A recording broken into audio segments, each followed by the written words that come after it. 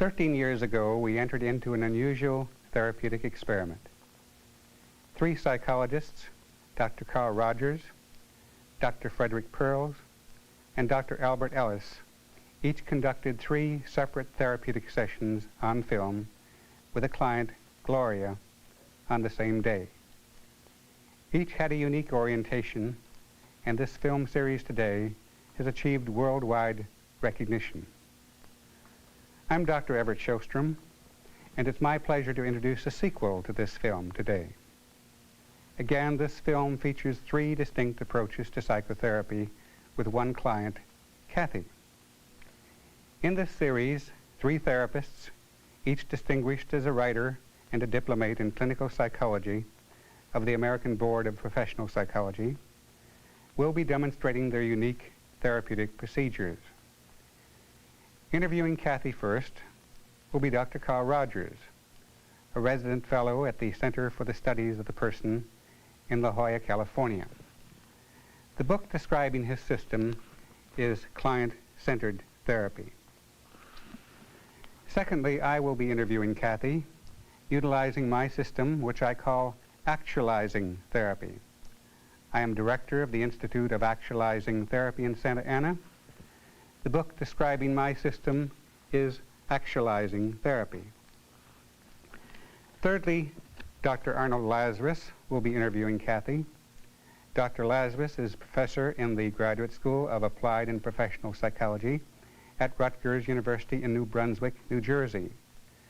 The book describing his system is Multimodal Therapy. Each therapist will describe his system briefly. He will then demonstrate his work with Kathy, and then finally comment on his work. Now here is Dr. Rogers.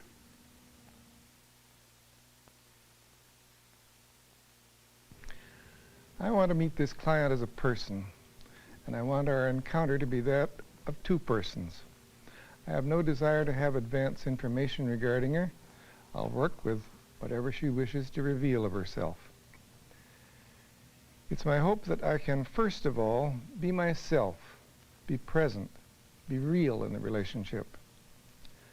I usually find it easy also to feel a caring for the client, but I can't predict in advance whether I will feel that. I would like to let myself enter into her inner world of feelings and perceptions as accurately and as sensitively as I can. In order to experience that kind of empathy, I'll need to lay aside, as far as possible, my own biases and preconceptions. The extent to which I can do that will, to a considerable degree, determine the progress which she is able to make in the time we have together. I feel I'm a responsible therapist. I'm responsible for doing my best to create a facilitative climate in which she can explore her feelings in the way that she desires, move toward the goals that she wishes to achieve. It's in this deep sense that my approach to therapy is centered in the client, aiming to empower him or her to search out and experience the areas of conflict or pain, to perceive self in new ways, to choose to follow new options in behavior. If in my own self I find feelings other than those of caring and of understanding, I'll feel free to express those, but as my own feelings, not as any judgment of or guide for the client. Or, especially on a first interview, I may have no other feelings than a prizing of the client and a desire to indwell in her experience. There's no way I can tell in advance. For me, each encounter with a client is fresh, unpredictable, often enriching to my learning, as well as, hopefully, enriching the self-learning of the client. So I look forward with eagerness to whatever our time together may bring. Hi, Kathy. Hi, Dr. Rogers. I'm really glad to meet you. Thank you.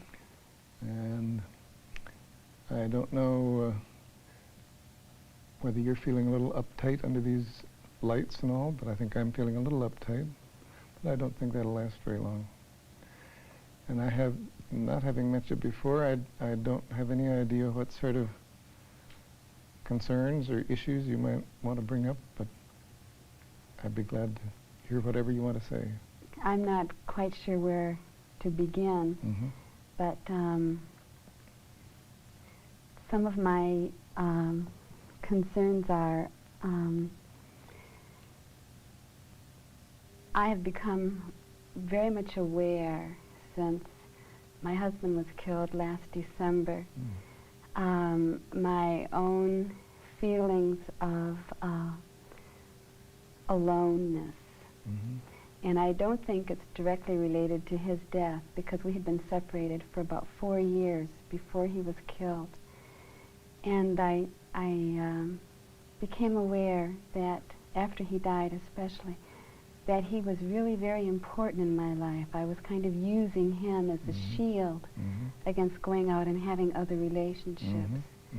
And now he's gone and I can't use that anymore. And I feel very, very frightened of new male relationships. So that in some way, his death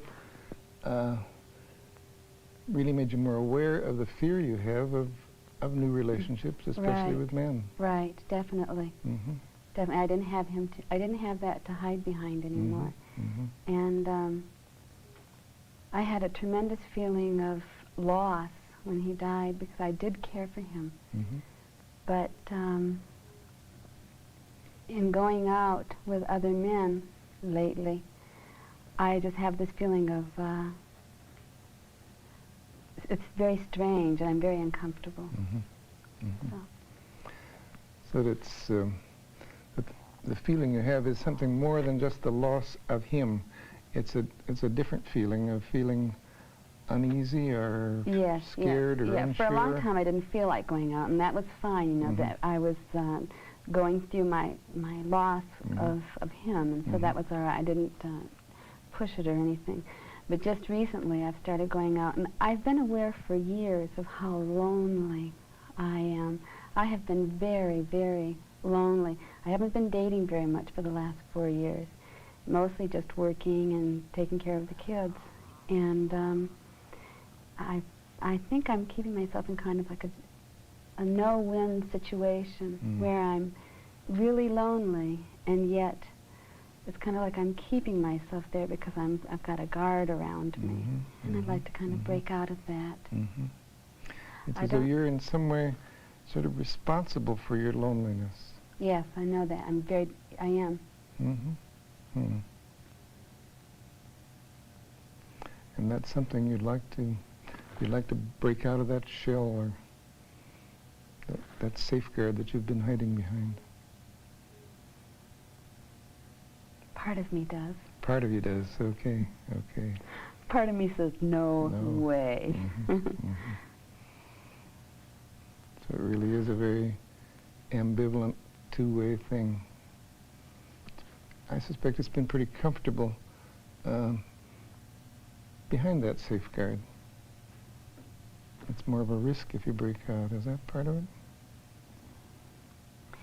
I can almost, well, I'm going to say I can almost go back to the point where I really built up that safeguard when my marriage was going bad over 5 years ago. And I could feel myself, and I know I did, I withdrew, and I've been withdrawn ever since.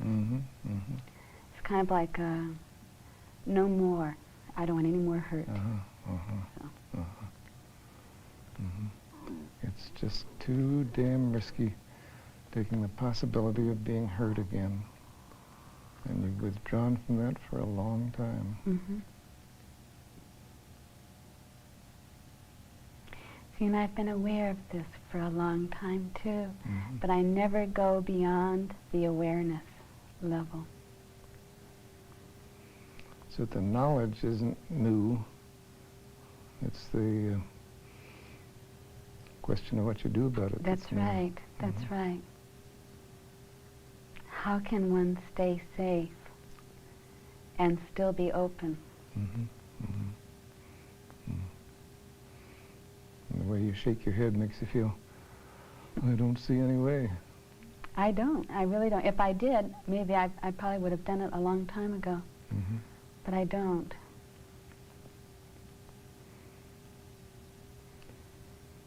Just seems kind of unanswerable to be open with a person and yet feel safe.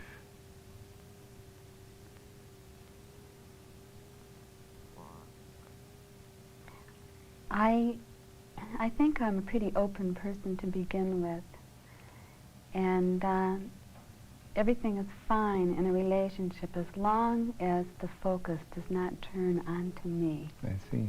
If you can keep the focus on the other person, you're okay. That's right, and the focus on me up to a certain level, but not in a romantic kind of a way. Mm-hmm. A friendship, Mm-hmm. I would value that. Mm-hmm. But love, you want to keep That's that right. at arm's length. But you know, that's important though, because if a person doesn't want to really be your friend, how can you have him for a lover? Mm-hmm. Mm-hmm. No way.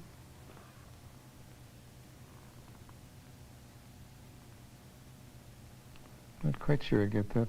You mean friendship is a necessary first step? Is that what you're saying? Or? Yeah. It is for me. Yeah. Mm-hmm. Mm-hmm.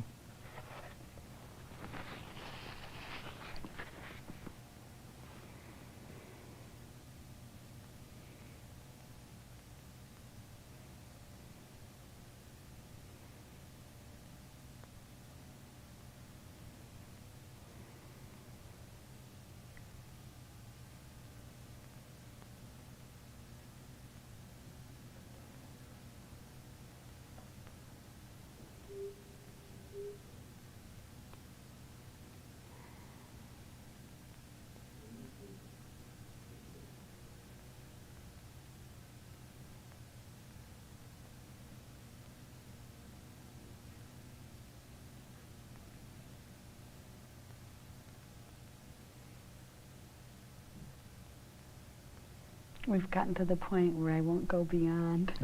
That's what I was sort of thinking. You've thought your way this far, but then where do you... I laid the cards out, Mm-hmm. and that's all I want to play. Mm-hmm. Mm-hmm. Mm-hmm. So that in this relationship, it's like in your other relationships. That's right. It goes so far, then let's stop. It's as far as I want to go.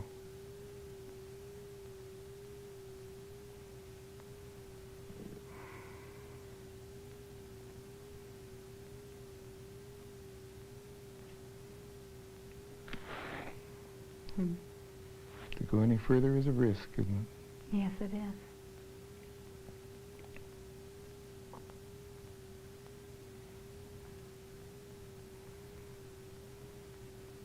And I think your eyes tell me you're feeling that risk right now.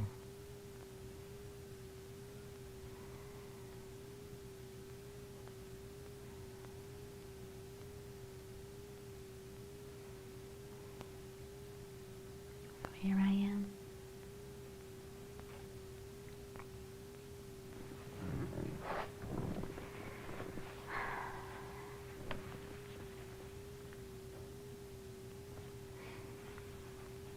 I feel like saying to myself, well, you got this far, it's not so bad. It's all right. Make a joke out of it. It's all right up to this point. Yeah, right. So let's laugh it off. Yeah, make a joke. Mm-hmm. Talk about something else. Mm-hmm. Mm-hmm. It'd be very easy to run away from yourself.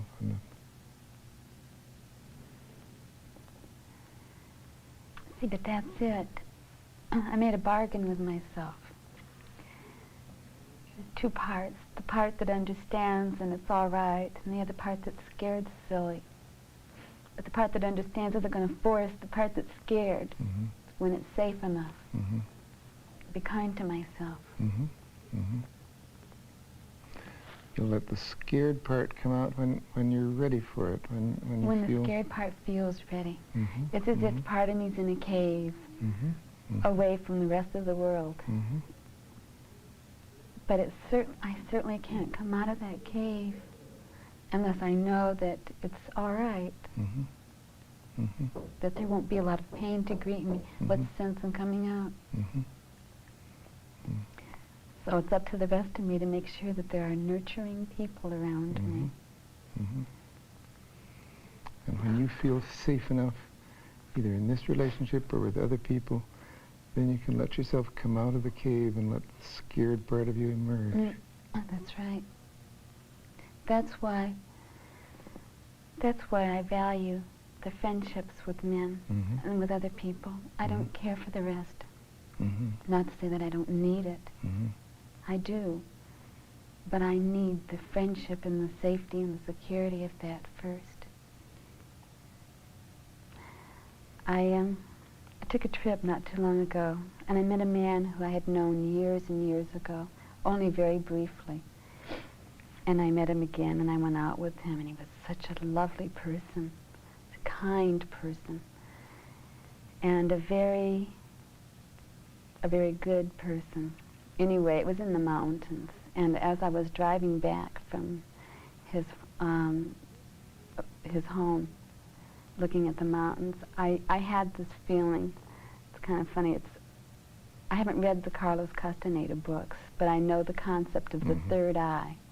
And I was feeling as I was driving through those mountains that now it's all right for my third eye to come out and to be able to perceive. And I felt so good. But when I came back home, I've kind of busied myself with working on the house and that kind of thing. And I'm kind of back in the same environment, in the same predicament. But I know that I consciously, at times, choose between focusing in on things and not. And I'm really interested in that experience. When you were away from him, then there was just a little while when it felt safe. When I you was could driving. Perceive, yeah, when you're driving, you could perceive yourself and the whole situation, I guess. I could perceive, it didn't have so much to do with it, it did have to do with him. But I could perceive myself and my closed-offedness. And at that time, I was open. And I had that perception of myself and that awareness that I had been closed, and that when I was driving through that canyon, I was feeling very open, and now I could have my understanding, and it was all right. You let yourself, for that time, come out of the cave. Yes, it was great. And then he came to see me, flew in to see me a couple of weeks ago. And I felt, see, I was aware, I had this memory of that opening up, and so I felt more guarded. Oh, is that right? But kind of slowly unpeeling the layers, or slowly coming out. But somehow, having come out of the cave, you were afraid you might come out of the cave too easily. Yeah, that's right. That's right. So watch out. Be careful. That's right.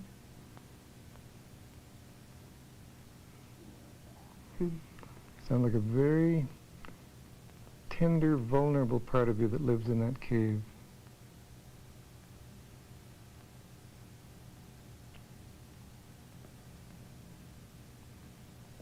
I'd say my most tender part.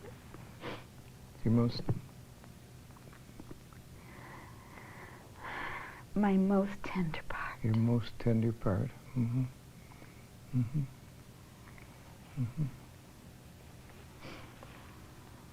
It's really a very precious part of you that you keep in the cave.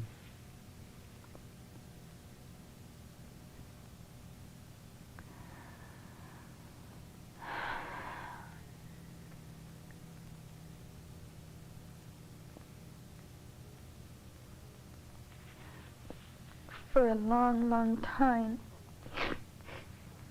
I've had the feeling of hopelessness, of ever coming out. And you know, life is an existence without all of you. Without all of you. Yeah, that's right.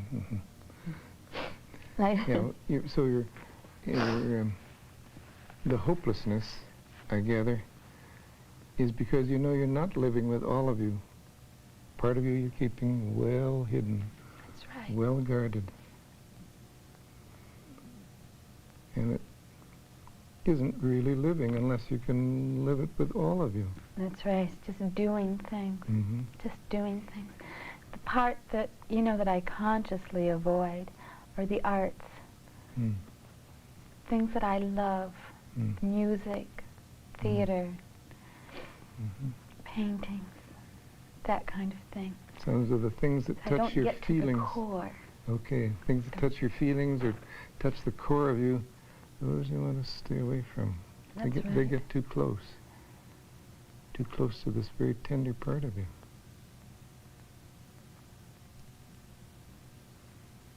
Hmm.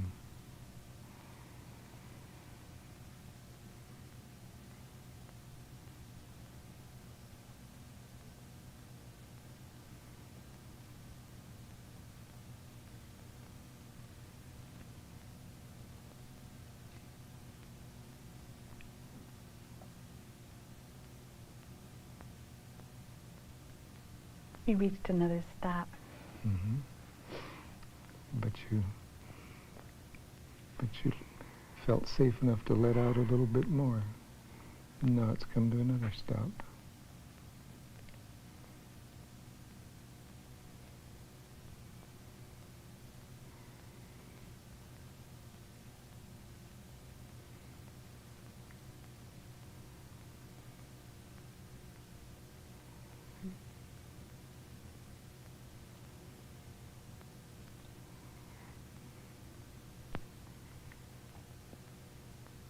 I have to give equal time to all of my dimensions.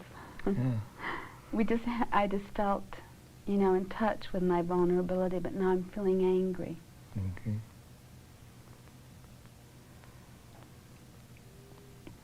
Like it's none of your business Mm-hmm. what I'm feeling. Mm-hmm. What am I doing? Getting that close to the vulnerable part of you. Damn it, stay away. That's right. That's right. What do you want to do that for? Mm-hmm. Mm-hmm. You got other things to do. Mm-hmm. Mm-hmm. So you're putting up all kinds of guards against me and striking out. What the hell are you doing in so close to the vulnerable part of me? Why don't you go do something else? Huh? It's the part that keeps me lonely. Mm-hmm. Mm-hmm. Mm-hmm.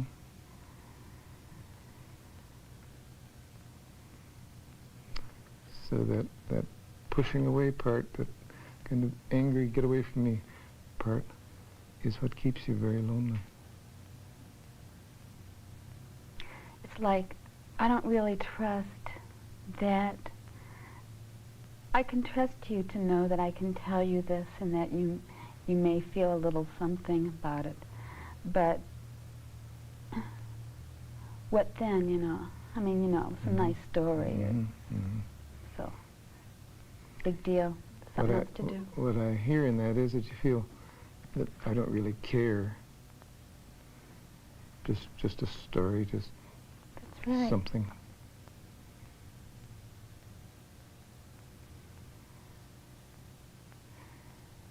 But what if I do You care? know, But what if I do care? I want to make a joke and say I'll go on. You know, I'm a nurse, and a psychiatric nurse. Worked in psychiatric hospital last year. One of the big things there, the patients got a lot of points if they would talk in group. I mean, everybody wants you to talk, you know. That's the good patients talk. Mm-hmm. And I thought, you know, anybody can talk. The reason why people don't talk is not because they can't talk, it's because they don't know how people are going to respond. Mm-hmm. Mm-hmm. That's where it's at. Mm-hmm. So I don't think the patients were not being good patients. I don't think they were being bad patients because they weren't talking. I think that the staff could have a demerit for not responding, you know. It's okay, these patients talk, now how do you respond? Mm-hmm. Makes it a whole new ballgame. Yeah. And so now I talked. Now you've earned some points. Yeah, now I earn my points. That's true. But I think that's the fear of everyone. It's not so much revealing themselves, but being cared about. It's my fear.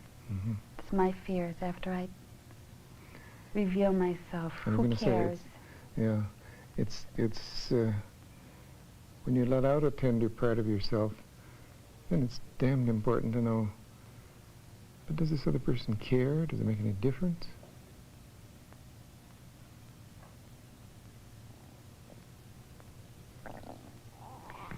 My husband used to say he cared, but it was just words. It was words. He, I think he cared as much as he could care, but he had so many conflicts inside of himself that he didn't even see me as a person. Didn't even see me. It's not that he didn't want to care. As he couldn't. He was too busy with himself. But I understand that. And I understand that with other people, too. But see, I just can't go around revealing myself all the time to people who are just too busy with themselves.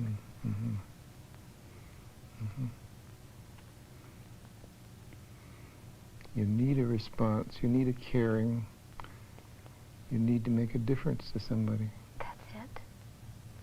Not to someone who'll say, oh, wow, Kathy, I really care. And then I don't see him for a couple of years.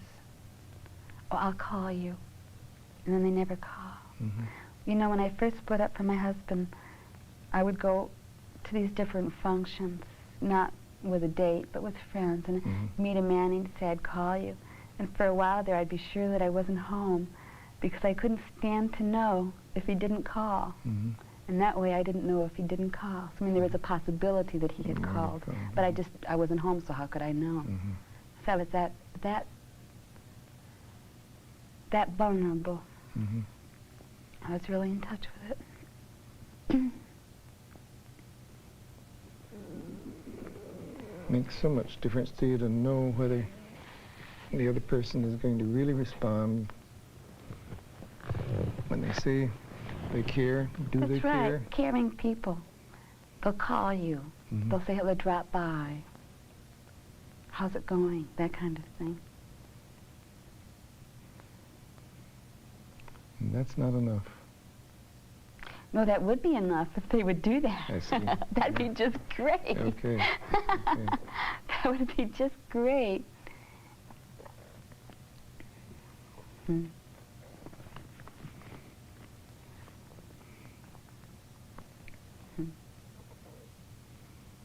I don't think I really want that much from another person. The morsels are fine, but I'm not even getting the morsels. It isn't as though you want a whole meal. It's yeah, I mean, I could work up to it. It's all right. That's why I think with this friend who flew to see me, it was nice. And I may have gone back in, but I felt myself come alive a little bit of magic had come into my life. And that was nice. And I'd rather not come out all at once and run back in. I'd rather come out bit by bit and stay out. But see, the thing of it is that, you know, like we're talking now a little bit, I'm thinking about the focus of a relationship that has to be this male-female kind of thing. And I don't think I'm ready for that. I think what I need to do is to come out and be able to have love. And then think about a male-female relationship. But I don't know how I can come out too much without a man. Well, that's kind of a contradiction in a way. That's a dilemma. But you feel what you want first is a relationship with a person, only it helps if it's a man.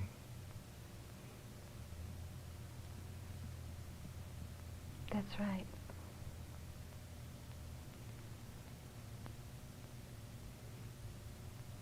It must be a man. It isn't just better if it's a man, that's a necessity. Be a man. That's right. Because that's where my fear is.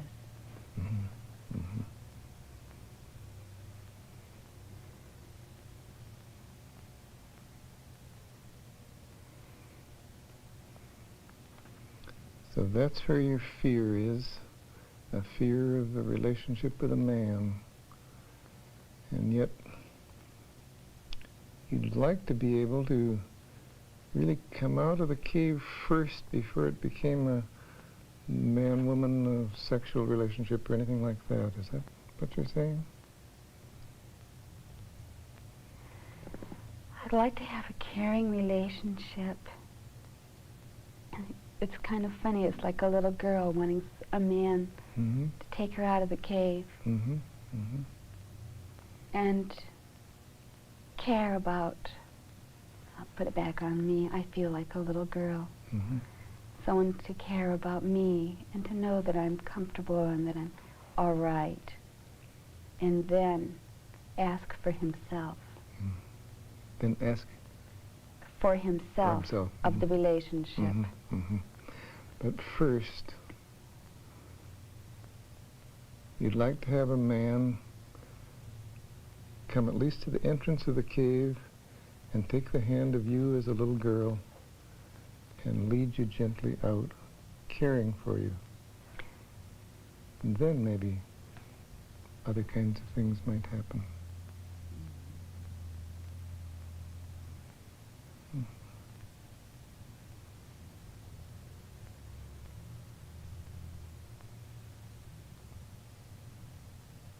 The little girl is the non-sexual Mm-hmm. being. Mhm. That's right. Mm-hmm.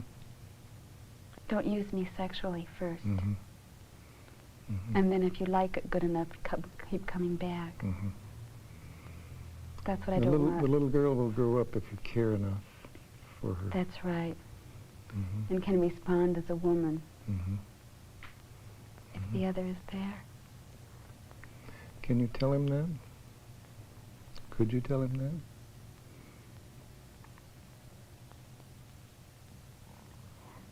I'm confused. Do I tell one man that, or is this what I was thinking of this. Oh, this specific man. individual? Mhm. Oh, I think I could tell him that. I know Mhm. I could.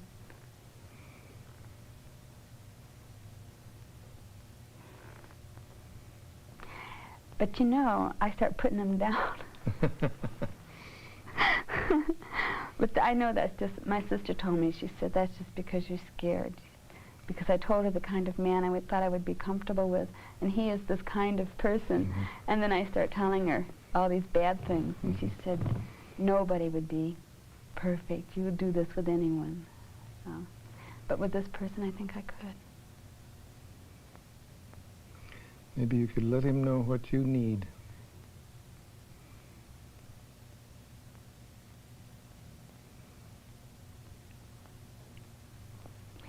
I'd like to be able to carry that over. I suppose maybe I'm glossing that over or something, but I'd like to carry it over in my relationships with everyone. To get what I need from the relationship Mm-hmm. Mm-hmm. and not focusing in on the other person. Mm-hmm. Mm-hmm. See, I think the way I am, I'm the perfect nurse.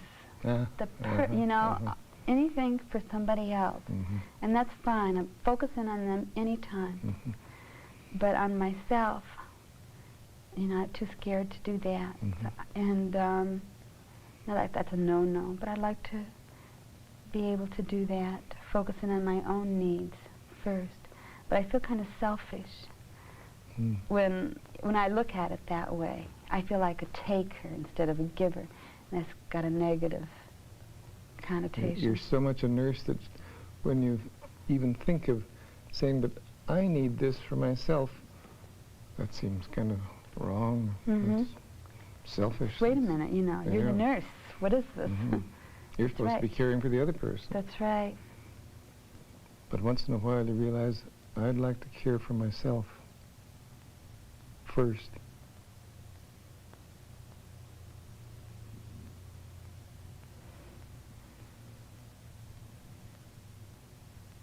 Seems awful. Just to say that. so just, naughty just thinking about it. just to say that. Seems, what a selfish person I am. Yes. Terrible. Awful. I feel wicked, but I enjoy it. I'm enjoying thinking about it. It's fun just to imagine.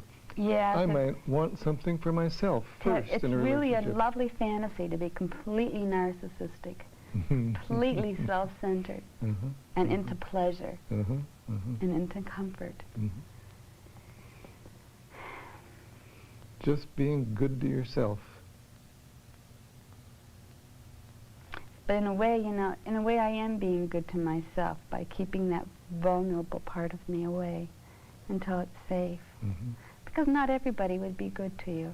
Not everybody would be kind. There are people who would use you up and not bat an eyelash and not even think about it.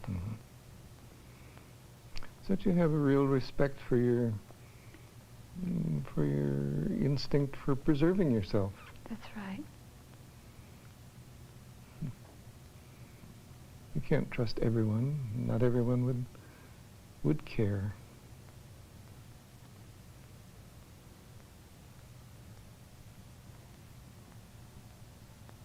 I was just smiling. I was thinking, but I care. And you say that with a smile, but that's pretty deep too, isn't it? That I do care. I care like for caring. myself. Yeah, I like it. I like caring for myself and not giving away every part of me just because some Tom, Dick, or Harry wants it. I really prize myself, and I'm proud of that. I'm not going to just give myself away. That's right. It's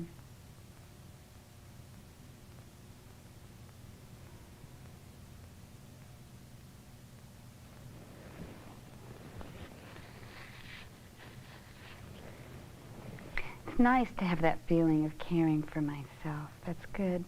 But you know, since Dick died, I was thinking, you know, I could die tomorrow. Any of us could. And I'm missing. I want to have more. I don't want to just care for myself. I want to be able to care for myself and at the same time be able to take in life more that I'm not doing. See, I've closed it off. I could figure out some way of doing that. Then you were smiling. Then that'd be just great. To be able to care for yourself and yet open yourself up to life. And somehow that's also tied in with the realization that, you know, death will come someday. You'd like That's to right. live before you die. That's right. I saw a card one time that says born and then died. And you open it up and it says in between he lived or something like that. And that's what I would like for myself. A little life in between the born and the death. A little more life. And a pleasure.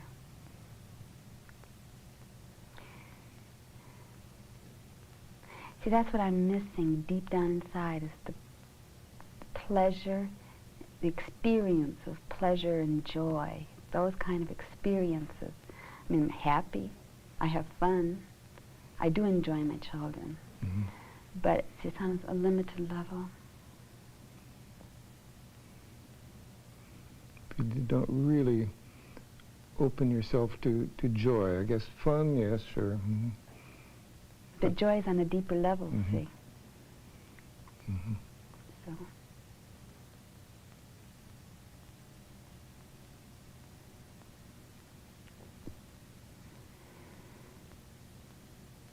I want to say, well, how you been lately? Let's change the subject. Yes. How's your wife? The house? All that. Be very nice to just run away from some of this. It would, just yes. talk. Well, let's just have a rest for a while.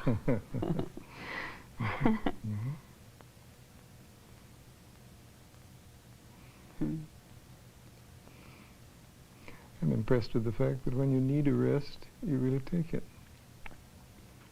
Oh, thank you. I was thinking my humor comes to the rescue. Gives me a breather. It's It's one of the ways in which you preserve yourself. That's right. I had a dream one time, and I dreamed that I was on a sled with 2 other girls. They were going down a snowy hill, and they were going too fast. And I told them to stop. They had to get off. Otherwise, they were going to crash into this train station at the bottom of the hill, and they wouldn't believe me. So I got off, and they went on. And I sidestepped in the snow all the way down the hill. There were lots of trees where I was sidestepping, and I was hanging onto the trees one by one as I went down. And when I got to the bottom of the hill, the sled had crashed or something. So then I thought to myself, that means that has to do with me. Mm-hmm. Part of me would go too fast. Mm-hmm. Mm-hmm. And this morning has been an example of the fact that you're not going to go so fast that you crash. That's right. You're going to go at your own pace. If it's step by step down the hill, okay, that's the pace you have. That must be it. Maybe that's a good stopping point. I found it fascinating the way in which this client very slowly lowers her defenses. I think those defenses could be broken through, but that, in my estimation, would not be as helpful as letting her proceed at her own pace. I think the client learns more that way. We did see progress in the interview. We went from her perception of loneliness as her problem to her fear of her relationships with men, to her feelings about letting the tender, vulnerable part of herself come out of a cave, to the recognition of the little girl in her that wants to be tenderly let out. She then began to get to the recognition of the pain that is deep inside of her, that is unspeakable, almost unbearable. We saw her partially experience that pain in spots and then draw back. Then finally we saw the feeling that she has that perhaps at bottom she is completely unlovable. One of the commonest feelings that people have. I thought that the dream at the end was almost a perfect description of the hour. She went deeper into herself, step by step, by slow degrees, cautiously and guardedly, because she didn't want to crash into that pain. And she took resting times between the steps, so that I thought the dream described the whole progress of the hour. I feel that it was a working interview, not highly dramatic, and much of therapy is work, and this was a good example of it. I felt present to her. I felt a companion in her exploration. If I were to continue to see her, I think that she would gradually move toward experiencing that core of herself of which she is quite frightened. I like the way we got into metaphors. Clients can say more in metaphors than they dare to say openly. And I liked the way I responded to the metaphors. I liked the way she was able to express her anger toward me, felt it, whenever she felt that she was getting close to a dangerous part of her experiencing, a painful part of her experiencing. And it was easy for me to accept that anger. I felt good about this as a first interview.